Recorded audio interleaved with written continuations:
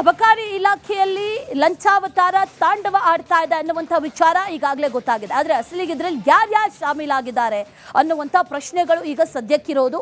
ಈಗಾಗಲೇ ಸಚಿವರ ಪುತ್ರನ ಹೆಸರು ಕೂಡ ಕೇಳಿ ಬಂದಿರೋದ್ರಿಂದ ಗಂಭೀರ ಸ್ವರೂಪವನ್ನು ಒಂದು ಕಡೆಯಲ್ಲಿ ಪಡ್ಕೊಂಡಿದೆ, ಮತ್ತೊಂದು ಕಡೆಯಲ್ಲಿ ವಿಪಕ್ಷಗಳು ಕೂಡ ಮುಗಿಬಿದ್ದಿರೋದು.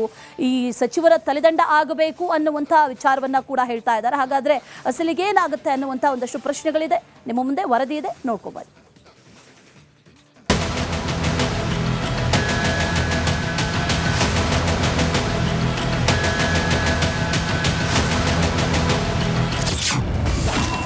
ಅಬಕಾರಿ ಮಂತ್ರಿ ಪುತ್ರನಿಂದ ಹಣಕ್ಕೆ ಬೇಡಿಕೆ, ಆಡಿಯೋ ಕೇಸ್ ಸಿಎಂ ಆಫೀಸ್ ಬಾಗಿಲಿಗೆ. ಅಬಕಾರಿ ಸಚಿವ ಆರ್.ಬಿ. ತಿಮ್ಮಾಪುರ್ಗೆ ರಾಜಕೀಯವಾಗಿ ದೊಡ್ಡ ಸಂಕಷ್ಟ ಎದುರಾಗುವ ಲಕ್ಷಣಗಳು ಕೂಡ ಕಾಣ್ತಿವೆ. ಅಬಕಾರಿ ಇಲಾಖೆಯಲ್ಲಿ CL7 ಲೈಸೆನ್ಸ್ ಮಂಜೂರಿಗೆ ಹಣಕ್ಕೆ ಬೇಡಿಕೆ ಇಟ್ಟಿದ್ದಾರೆ ಎನ್ನಲಾಗಿದ್ದಂತಹ ಆಡಿಯೋ ಸಂಭಾಷಣೆ ವೈರಲ್ ಆಗಿದ್ದು, ಸಚಿವರು, ಅವರ ಪುತ್ರ ಹಾಗೂ ಕೆಲವೊಂದಿಷ್ಟು ಅಧಿಕಾರಿಗಳು ಅಕ್ರಮದಲ್ಲಿ ಭಾಗಿಯಾಗಿದ್ದಾರೆ ಎಂಬ ಗಂಭೀರ ಆರೋಪಗಳು ಕೂಡ ಕೇಳಿಬರುತ್ತಿವೆ. ಮಿನಿಸ್ಟರ್ಗೂ 1.5 ನಿಮಗೆ ಇರೋ ಫ್ಯಾಕ್ಟ್ಸ್ ಏನು ನಡೀತಿದೆ ಅಂತ ಏನೋ ಒಂದು 25 ಕಮ್ಮಿ ಮಾಡ್ಕೊತಾರೆ ಆಯಿತು ಹಂಗೆ ಅಂತ ಅದನ್ನು ಅಡ್ಜಸ್ಟ್ ಮಾಡ್ಕೊಂಡು ಇದು ಇಲ್ಲಿಂದ ಎಲ್ಲೆಲ್ಲಿ ಹೋಗುತ್ತೆ ಅಂದರೆ ಇನ್ಸ್ಪೆಕ್ಟ್ರು, ಡೆಪ್ಟಿ, ಇಲ್ಲಿ ಆಫೀಸು, ರೆವಿನ್ಯೂ DC ಆಫೀಸು, ಅಲ್ಲಿಂದ ನಮ್ಮ ಕಮಿಷನ್ ಆಫೀಸಲ್ಲಿ 4 ಟೇಬಲ್ ಹೋಗುತ್ತೆ, ಮಿನಿಸ್ಟ್ರಿಗೆ ಹೋಗುತ್ತೆ, JC ಅಡಿಷನಲ್ ಕಮಿಷನರ್, 2 DC ಇದರಲ್ಲಿ ಅವರೇ ಇಶ್ಯೂ ಮಾಡ್ತಾರೆ.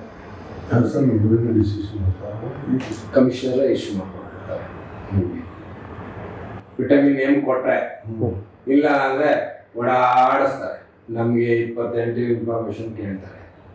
ಏನೋ ಒಂದು ಇನ್ಫ್ಲೂಯೆನ್ಸ್ ಇತ್ತು, ಸ್ವಲ್ಪ ದುಡ್ಡು ಇತ್ತು ಅಂದರೆ ಹಂಗೂ ಹಿಡಿತಾರೆ.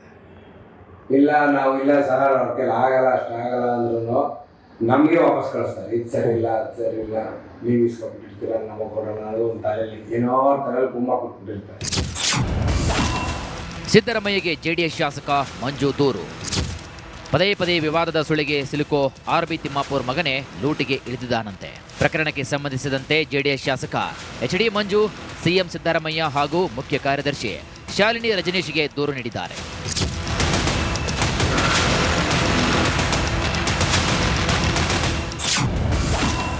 ತನಿಖೆ ಮಾಡಿಸ್ತೀರಾ? ಮಾಡಿಸಲಿ ಅಂತ ತಿಮ್ಮಾಪುರ್. ಅಂತ ತನಿಖೆ ಆಗಲಿ ನೋಡ್ರಿ. No concern, nothing. ನನಗೆ ಆ ಫೈಲ್ ಬರಲ್ಲ. ತಿಮ್ಮಾಪುರ್ ಅದಕ್ಕೆ ಸೈನ್ ಮಾಡೋದಿಲ್ಲ. ಇದು ಅಧಿಕಾರಿಗಳ ಲೆವೆಲ್ದಲ್ಲೇ ಪರ್ಮಿಷನ್ ಕೊಡ್ತಾರೆ.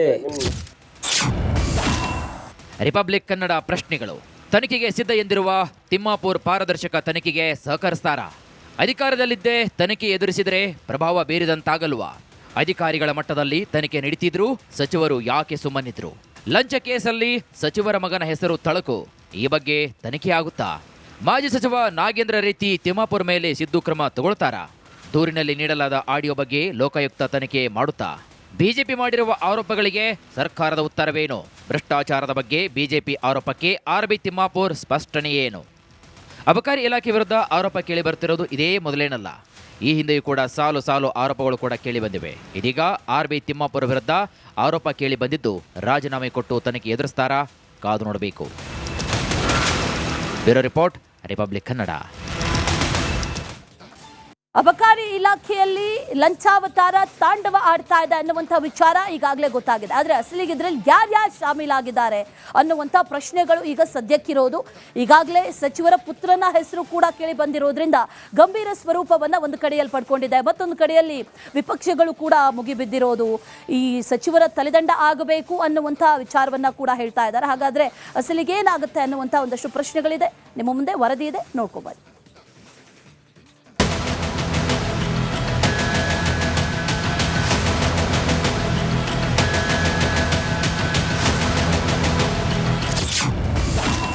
ಅಬಕಾರಿ ಮಂತ್ರಿ ಪುತ್ರನಿಂದ ಹಣಕ್ಕೆ ಬೇಡಿಕೆ, ಆಡಿಯೋ ಕೇಸ್ ಸಿಎಂ ಆಫೀಸ್ ಬಾಗಿಲಿಗೆ.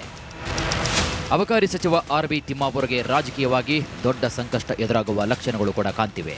ಅಬಕಾರಿ ಇಲಾಖೆಯಲ್ಲಿ CL7 ಲೈಸೆನ್ಸ್ ಮಂಜೂರಿಗೆ ಹಣಕ್ಕೆ ಬೇಡಿಕೆ ಇಟ್ಟಿದ್ದಾರೆ ಎನ್ನಲಾಗಿದ್ದಂತಹ ಆಡಿಯೋ ಸಂಭಾಷಣೆ ವೈರಲ್ ಆಗಿದ್ದು, ಸಚಿವರು, ಅವರ ಪುತ್ರ ಹಾಗೂ ಕೆಲವೊಂದಿಷ್ಟು ಅಧಿಕಾರಿಗಳು ಅಕ್ರಮದಲ್ಲಿ ಭಾಗಿಯಾಗಿದ್ದಾರೆ ಎಂಬ ಗಂಭೀರ ಆರೋಪಗಳು ಕೂಡ ಕೇಳಿಬರುತ್ತಿವೆ. ಮೈಕ್ರೋ ಬ್ರೇಯರ್ಗೆ ಮಿನಿಸ್ಟರ್ಗೂ ಹೋಗುತ್ತದೆ 1.5. ನಿಮ್ಗೆ ಇರೋ ಫ್ಯಾಕ್ಟ್ಸ್ ಏನು ನಡೀತಿದೆ ಅಂತ ಏನೋ ಒಂದು 25 ಕಮ್ಮಿ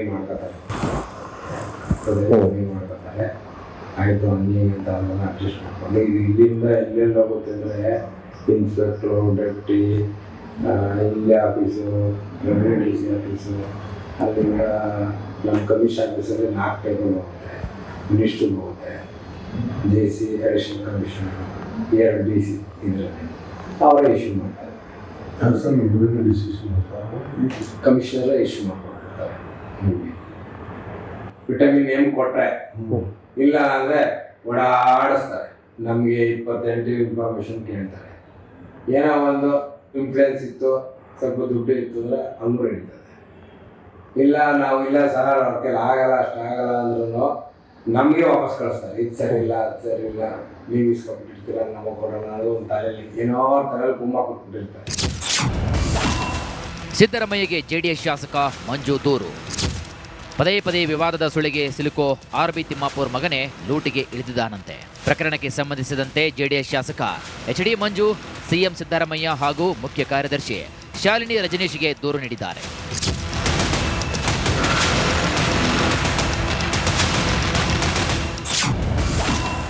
ತನಿಖೆ ಮಾಡಿಸ್ತೀರಾ? ಮಾಡಿಸಲಿ ಅಂತ ತಿಮ್ಮಾಪುರ್. ಅಂತ ತನಿಖೆ ಆಗಲಿ ನೋಡ್ರಿ. ಅದರಲ್ಲಿ ಏನು ಪಾತ್ರ ಇಲ್ಲ ಅಂತ ತಮ್ಮದು. No concern nothing. ನನಗೆ ಆ ಫೈಲ್ ಬರಲ್ಲ. ತಿಮ್ಮಾಪುರ್ ಅದಕ್ಕೆ ಸೈನ್ ಮಾಡೋದಿಲ್ಲ. ಇದು ಅಧಿಕಾರಿಗಳ ಲೆವೆಲ್ದಲ್ಲಿನೇ ಪರ್ಮಿಷನ್ ಕೊಡ್ತಾರೆ. ರಿಪಬ್ಲಿಕ್ ಕನ್ನಡ ಪ್ರಶ್ನೆಗಳು. ತನಿಖೆಗೆ ಸಿದ್ಧ ಎಂದಿರುವ ತಿಮ್ಮಾಪುರ್ ಪಾರದರ್ಶಕ ತನಿಖೆಗೆ ಸಹಕರಿಸ್ತಾರಾ? ಅಧಿಕಾರದಲ್ಲಿದ್ದೇ ತನಿಖೆ ಎದುರಿಸಿದರೆ ಪ್ರಭಾವ ಬೀರಿದಂತಾಗಲ್ವಾ? ಅಧಿಕಾರಿಗಳ ಮಟ್ಟದಲ್ಲಿ ತನಿಖೆ ನಡೀತಿದ್ರು, ಸಚಿವರು ಯಾಕೆ ಸುಮ್ಮನಿದ್ರು? ಲಂಚ ಕೇಸಲ್ಲಿ ಸಚಿವರ ಮಗನ ಹೆಸರು ತಳಕು. ಈ ಬಗ್ಗೆ ತನಿಖೆ ಆಗುತ್ತಾ? ಮಾಜಿ ಸಚಿವ ನಾಗೇಂದ್ರ ರೀತಿ ತಿಮ್ಮಾಪುರ್ ಮೇಲೆ ಸಿದ್ದು ಕ್ರಮ ತಗೊಳ್ತಾರಾ? ದೂರಿನಲ್ಲಿ ನೀಡಲಾದ ಆಡಿಯೋ ಬಗ್ಗೆ ಲೋಕಾಯುಕ್ತ ತನಿಖೆ ಮಾಡುತ್ತಾ? ಬಿಜೆಪಿ ಮಾಡಿರುವ ಆರೋಪಗಳಿಗೆ ಸರ್ಕಾರದ ಉತ್ತರವೇನು? ಭ್ರಷ್ಟಾಚಾರದ ಬಗ್ಗೆ ಬಿಜೆಪಿ ಆರೋಪಕ್ಕೆ RB ತಿಮ್ಮಾಪುರ್ ಸ್ಪಷ್ಟನೆ ಏನು? ಅಬಕಾರಿ ಇಲಾಖೆ ವಿರುದ್ಧ ಆರೋಪ ಕೇಳಿ ಬರ್ತಿರೋದು ಇದೇ ಮೊದಲೇನಲ್ಲ. ಈ ಹಿಂದೆಯೂ ಕೂಡ ಸಾಲು ಸಾಲು ಆರೋಪಗಳು ಕೂಡ ಕೇಳಿ ಬಂದಿವೆ. ಇದೀಗ RB ತಿಮ್ಮಾಪುರ್ ವಿರುದ್ಧ ಆರೋಪ ಕೇಳಿ ಬಂದಿದ್ದು, ರಾಜೀನಾಮೆ ಕೊಟ್ಟು ತನಿಖೆ ಎದುರಿಸ್ತಾರಾ? ಕಾದು ನೋಡಬೇಕು. Bureau report, republic Kannada. ಅಬಕಾರಿ ಇಲಾಖೆಯಲ್ಲಿ ಲಂಚಾವತಾರ ತಾಂಡವ ಆಡ್ತಾ ಇದೆ ಅನ್ನುವಂಥ ವಿಚಾರ ಈಗಾಗಲೇ ಗೊತ್ತಾಗಿದೆ. ಆದರೆ ಅಸಲಿಗೆ ಇದರಲ್ಲಿ ಯಾರ್ಯಾರು ಶಾಮೀಲಾಗಿದ್ದಾರೆ ಅನ್ನುವಂಥ ಪ್ರಶ್ನೆಗಳು ಈಗ ಸದ್ಯಕ್ಕಿರೋದು. ಈಗಾಗಲೇ ಸಚಿವರ ಪುತ್ರನ ಹೆಸರು ಕೂಡ ಕೇಳಿ ಬಂದಿರೋದ್ರಿಂದ ಗಂಭೀರ ಸ್ವರೂಪವನ್ನು ಒಂದು ಕಡೆಯಲ್ಲಿ ಪಡ್ಕೊಂಡಿದೆ. ಮತ್ತೊಂದು ಕಡೆಯಲ್ಲಿ ವಿಪಕ್ಷಗಳು ಕೂಡ ಮುಗಿಬಿದ್ದಿರೋದು, ಈ ಸಚಿವರ ತಲೆದಂಡ ಆಗಬೇಕು ಅನ್ನುವಂಥ ವಿಚಾರವನ್ನು ಕೂಡ ಹೇಳ್ತಾ ಇದ್ದಾರೆ. ಹಾಗಾದರೆ ಅಸಲಿಗೆ ಏನಾಗುತ್ತೆ ಅನ್ನುವಂಥ ಒಂದಷ್ಟು ಪ್ರಶ್ನೆಗಳಿದೆ. ನಿಮ್ಮ ಮುಂದೆ ವರದಿ ಇದೆ, ನೋಡ್ಕೊಬನ್ನಿ.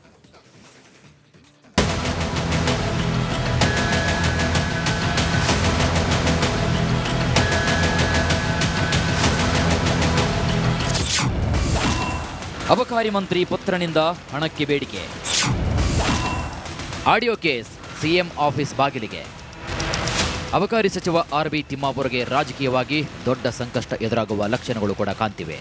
ಅಬಕಾರಿ ಇಲಾಖೆಯಲ್ಲಿ CL7 ಲೈಸೆನ್ಸ್ ಮಂಜೂರಿಗೆ ಹಣಕ್ಕೆ ಬೇಡಿಕೆ ಇಟ್ಟಿದ್ದಾರೆ ಎನ್ನಲಾಗಿದ್ದಂತಹ ಆಡಿಯೋ ಸಂಭಾಷಣೆ ವೈರಲ್ ಆಗಿದ್ದು, ಸಚಿವರು, ಅವರ ಪುತ್ರ ಹಾಗೂ ಕೆಲವೊಂದಿಷ್ಟು ಅಧಿಕಾರಿಗಳು ಅಕ್ರಮದಲ್ಲಿ ಭಾಗಿಯಾಗಿದ್ದಾರೆ ಎಂಬ ಗಂಭೀರ ಆರೋಪಗಳು ಕೂಡ ಕೇಳಿಬರುತ್ತಿವೆ. ಮೈಕ್ರೋ ಬ್ರೇಯರ್ಗೆ ಮಿನಿಸ್ಟರ್ಗೂ ಹೋಗುತ್ತದೆ 1.5. ನಿಮ್ಗೆ ಇರೋ ಫ್ಯಾಕ್ಟ್ಸ್ ಏನು ನಡೀತಿದೆ ಅಂತ ಏನೋ ಒಂದು 25 ಕಮ್ಮಿ ಮಾಡ್ಕೊತಾರೆ,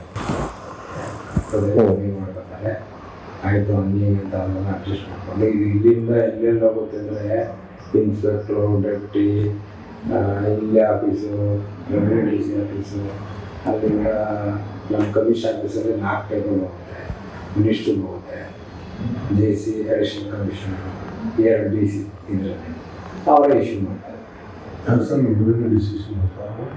ಕಮಿಷನರೇ ಇಶ್ಯೂ ಮಾಡ್ಕೊಂಡಿರ್ತಾರೆ.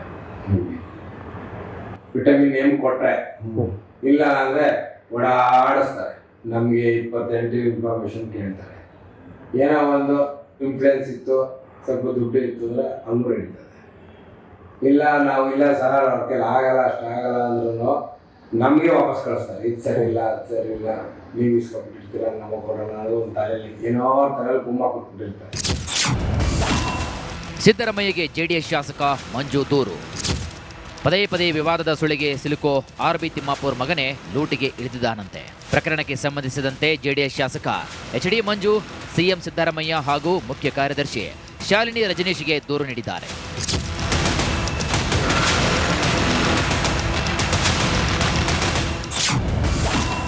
ತನಿಖೆ ಮಾಡಿಸ್ತೀರಾ? ಮಾಡಿಸಲಿ ಅಂತ ತಿಮ್ಮಾಪುರ್. ಅಂತ ತನಿಖೆ ಆಗಲಿ ನೋಡ್ರಿ, ತಮ್ದು ಆದ್ರೆ ಅದರಲ್ಲಿ ಏನು ಪಾತ್ರ ಇಲ್ಲ ಅಂತ ಸರ್ ತಮ್ಮದು. No concern nothing. ನನಗೆ ಆ ಫೈಲ್ ಬರಲ್ಲ. ತಿಮ್ಮಾಪುರ್ ಅದಕ್ಕೆ ಸೈನ್ ಮಾಡೋದಿಲ್ಲ. ಇದು ಅಧಿಕಾರಿಗಳ ಲೆವೆಲ್ದಲ್ಲಿನೇ ಪರ್ಮಿಷನ್ ಕೊಡ್ತಾರೆ. ರಿಪಬ್ಲಿಕ್ ಕನ್ನಡ ಪ್ರಶ್ನೆಗಳು. ತನಿಖೆಗೆ ಸಿದ್ಧ ಎಂದಿರುವ ತಿಮ್ಮಾಪುರ್ ಪಾರದರ್ಶಕ ತನಿಖೆಗೆ ಸಹಕರಿಸ್ತಾರಾ? ಅಧಿಕಾರದಲ್ಲಿದ್ದೇ ತನಿಖೆ ಎದುರಿಸಿದರೆ ಪ್ರಭಾವ ಬೀರಿದಂತಾಗಲ್ವಾ? ಅಧಿಕಾರಿಗಳ ಮಟ್ಟದಲ್ಲಿ ತನಿಖೆ ನಡೀತಿದ್ರು ಸಚಿವರು ಯಾಕೆ ಸುಮ್ಮನಿದ್ರು? ಲಂಚ ಕೇಸಲ್ಲಿ ಸಚಿವರ ಮಗನ ಹೆಸರು ತಳಕು. ಈ ಬಗ್ಗೆ ತನಿಖೆ ಆಗುತ್ತಾ? ಮಾಜಿ ಸಚಿವ ನಾಗೇಂದ್ರ ರೀತಿ ತಿಮ್ಮಾಪುರ್ ಮೇಲೆ ಸಿದ್ದು ಕ್ರಮ ತಗೊಳ್ತಾರಾ? ದೂರಿನಲ್ಲಿ ನೀಡಲಾದ ಆಡಿಯೋ ಬಗ್ಗೆ ಲೋಕಾಯುಕ್ತ ತನಿಖೆ ಮಾಡುತ್ತಾ? ಬಿಜೆಪಿ ಮಾಡಿರುವ ಆರೋಪಗಳಿಗೆ ಸರ್ಕಾರದ ಉತ್ತರವೇನು? ಭ್ರಷ್ಟಾಚಾರದ ಬಗ್ಗೆ ಬಿಜೆಪಿ ಆರೋಪಕ್ಕೆ ಆರ್ ಬಿ ತಿಮ್ಮಾಪುರ್ ಸ್ಪಷ್ಟನೆ ಏನು? ಅಬಕಾರಿ ಇಲಾಖೆ ವಿರುದ್ಧ ಆರೋಪ ಕೇಳಿ ಬರ್ತಿರೋದು ಇದೇ ಮೊದಲೇನಲ್ಲ. ಈ ಹಿಂದೆಯೂ ಕೂಡ ಸಾಲು ಸಾಲು ಆರೋಪಗಳು ಕೂಡ ಕೇಳಿ ಬಂದಿವೆ. ಇದೀಗ ಆರ್ ಬಿ ತಿಮ್ಮಾಪುರ್ ವಿರುದ್ಧ ಆರೋಪ ಕೇಳಿ ಬಂದಿದ್ದು ರಾಜೀನಾಮೆ ಕೊಟ್ಟು ತನಿಖೆ ಎದುರಿಸ್ತಾರಾ? ಕಾದು ನೋಡಬೇಕು. Bureau report, republic Kannada.